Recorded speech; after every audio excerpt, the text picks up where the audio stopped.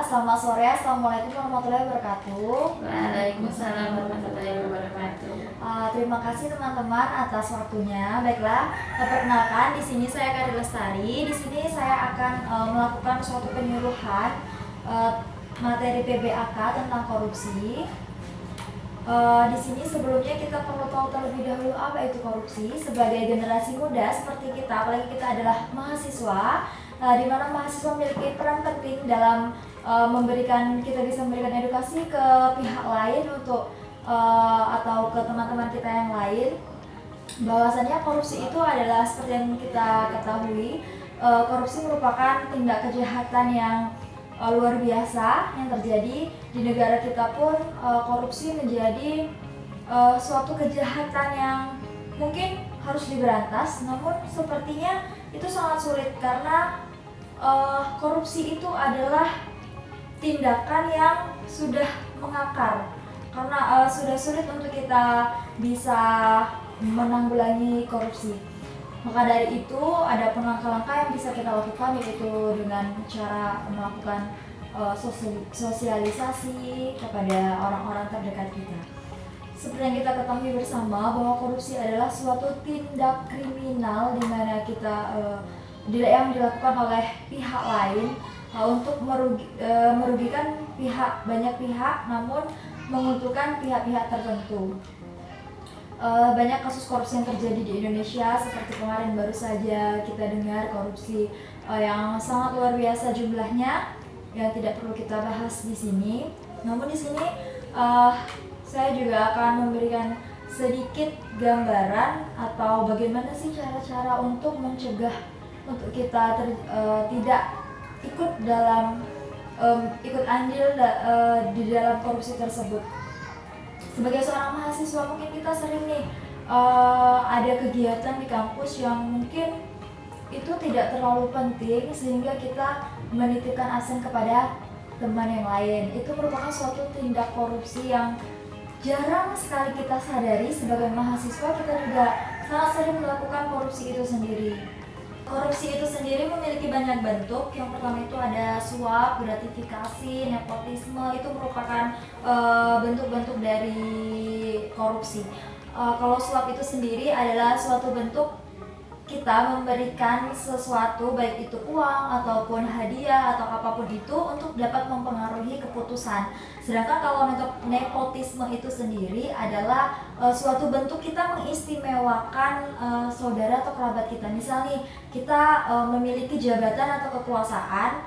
Nah, kita memiliki saudara, misal saudara kita memerlukan pekerjaan, lalu kita memberikan pekerjaan itu dengan cuma-cuma. Sedangkan banyak orang di luar sana yang mungkin memiliki kemampuan yang lebih dari yang saudara kita punya, tapi kita lebih mengutamakan saudara kita. Itu termasuk juga dalam bentuk korupsi, namun di bagian nepotisme. Dan juga adapun faktor-faktor yang dapat mempengaruhi terjadinya seseorang dapat melakukan korupsi. Yang pertama itu ada faktor internal.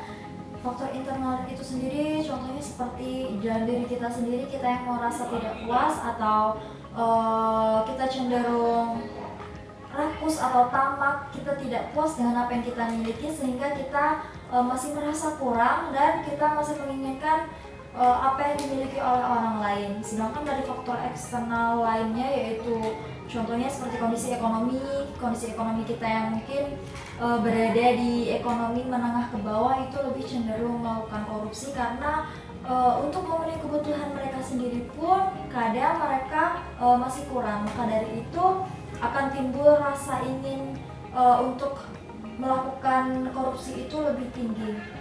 Baiklah, yang terakhir itu ada pun nilai-nilai anti korupsi. Ada beberapa nilai anti korupsi yang dapat kita terapkan, yaitu seperti jujur, adil, disiplin, kerja keras, dan bertanggung jawab.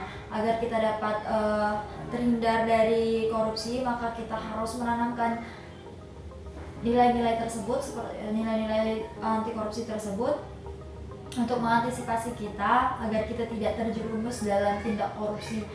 Dan kita harus pintar-pintar memilih sebagai mahasiswa, di mana kita harus pintar menilai, membuka wawasan kita lebih luas lagi tentang apa itu korupsi dan bagaimana cara kita untuk tidak masuk ke dalam terjerat dalam korupsi tersebut. Baiklah, dari teman-teman sekalian, mungkin ada pertanyaan atau hal yang perlu kita diskusikan bersama di sini, boleh untuk diutarakan. Baik, bagaimana jika ada mahasiswa yang sudah masuk dalam lingkungan korupsi? Bagaimana cara mengatasinya? Baik, pertanyaannya bagaimana jika ada mahasiswa yang sudah terlanjur melakukan korupsi? Bagaimana cara untuk agar mahasiswa tersebut terbebas dari korupsi? Seperti yang sudah disampaikan tadi, kita perlu mengedukasi mahasiswa tersebut tentang apa itu korupsi, apakah dia sadar dia melakukan korupsi atau tidak. Kita edukasi terlebih dahulu bagaimana apa itu korupsi dan apa saja dampak-dampak dari korupsi tersebut dan nilai-nilai yang dapat kita tanamkan untuk kita dapat terhindar dari korupsi tersebut. Mungkin ada lagi dari teman-teman? Mungkin cukup. Baiklah, jika tidak ada, saya ucapkan terima kasih atas waktu dan partisipasinya. Lebih dan kurang saya mohon maaf. Saya akhiri, wabillahi taufiq wal hidayah. Wassalamualaikum warahmatullahi wabarakatuh. Waalaikumsalam warahmatullahi wabarakatuh.